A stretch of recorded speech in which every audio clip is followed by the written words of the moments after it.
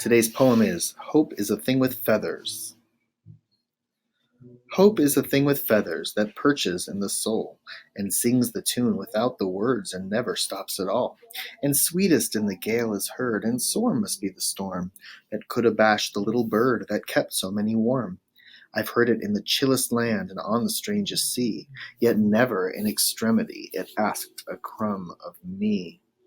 Now, this poem is a great example of an extended metaphor.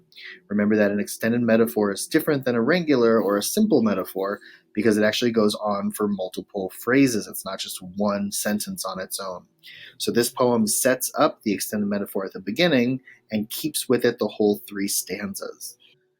So we've got hints of feathers and perching and singing and then asking for crumbs like a bird would do at the park when you have bread.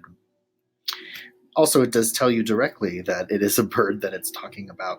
So you'll see this is extended the whole way through the poem. They set up right away. Hope is a bird. All right, let's go through some explication here. The first line essentially is just the metaphor.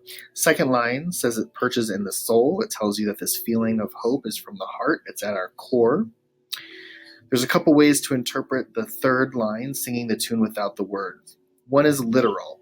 Technically, birds don't sing the words. The birds sing melodies that sound like songs to us. So literally, the bird is not singing the words. There's actually a bird outside right now with me, singing its own song. Figuratively, however, the same line means you don't know how your hope will be answered. You're hoping for something. We're hoping to get out of this coronavirus situation. We don't know exactly how that's going to play out, but the feeling of hope gets us through it.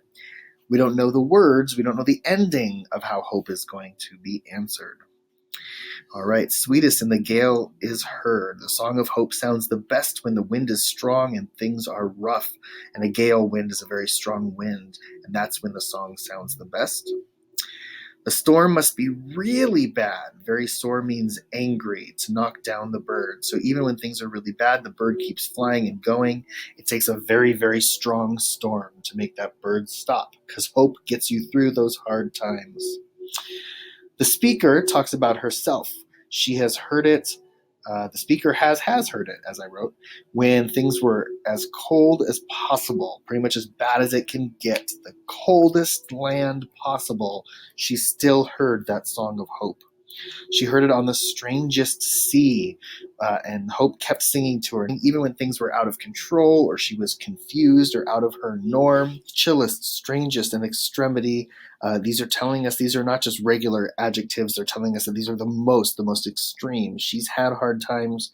She had very extreme, very hard times, and yet hope was still with her.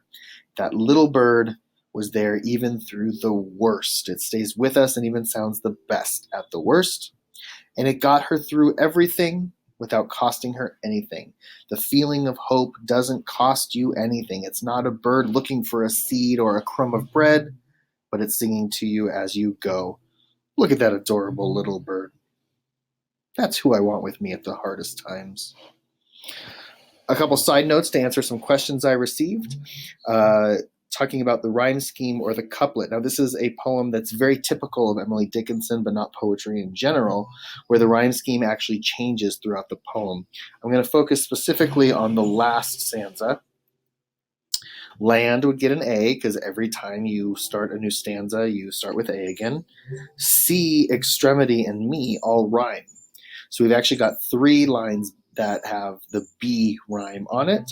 So if we were writing the rhyme scheme, we'd say A, B, B, and that, of course, includes a couplet, the two B's back to back. Now, technically, the second and third line you could call a couplet, but that's not really how we think of couplets. We think of couplets as the way to wrap up a stanza, to be close together, to get that rhyme really close, to make those lines connected in our mind. So even though I think technically you could say the second and third line are a couplet, that's not how we use the term couplet. That's not what we focus on. Here I put the rhyme scheme for the second stanza just to show you.